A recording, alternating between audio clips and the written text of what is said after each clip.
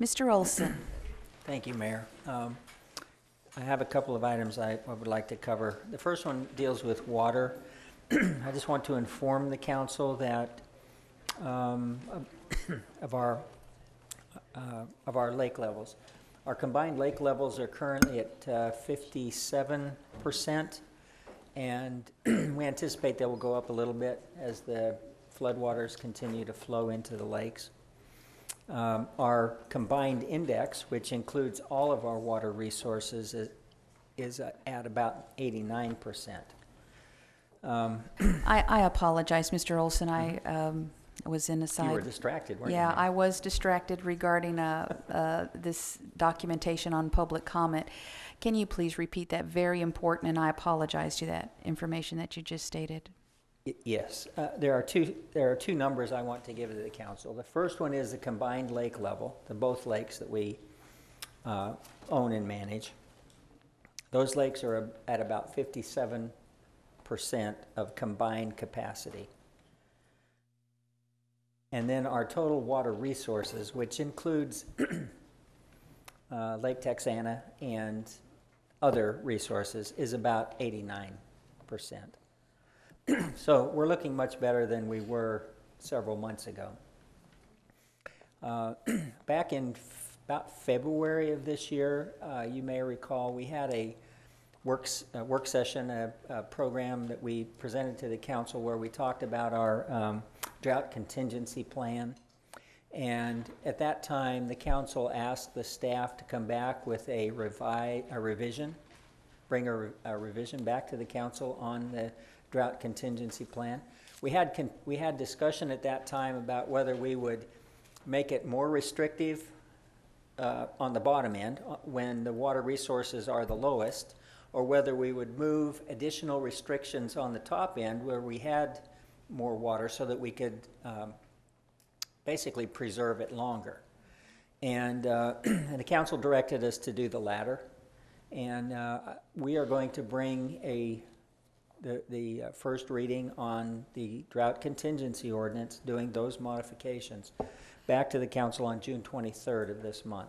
I think the timing is good because our water resources are up higher now, so that we can make a good decision without having the pressure of increasing drought.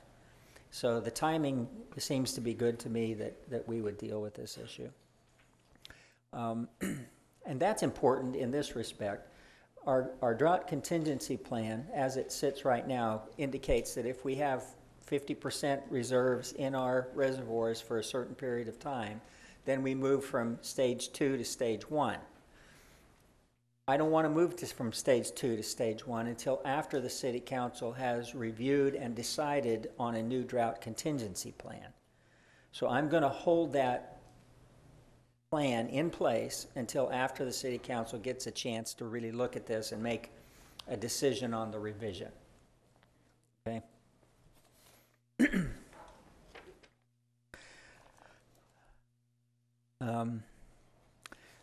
The City Council should have received a book like this from our finance department.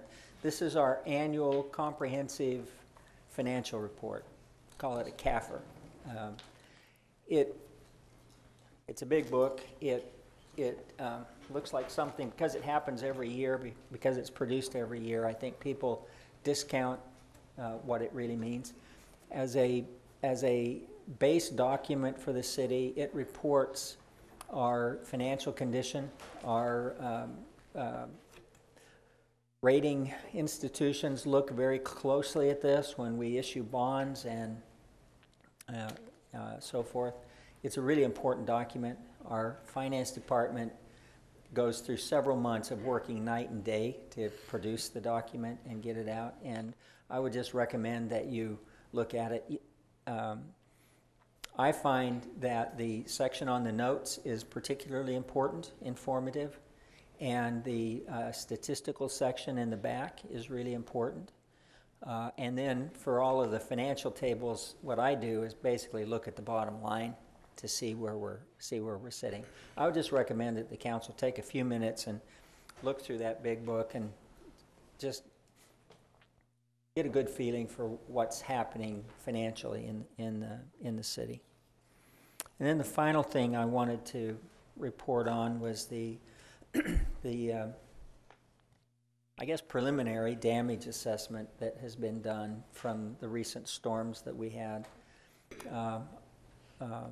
Our Department of Emergency Management, in cooperation with other agencies in the city, have recently spent a lot of time looking at how much damage was done in the city. I think the number as of today is up to about $301,000 worth of damage that the city incurred in that process, which is reimbursable, at least partly reimbursable, we think, from FEMA. So we have forwarded our numbers to the county. The county has forwarded those numbers to the state. And there'll be some action that takes place in the future over that. And hopefully we'll get some reimbursement for some of the extraordinary costs that we've borne because of the recent storms.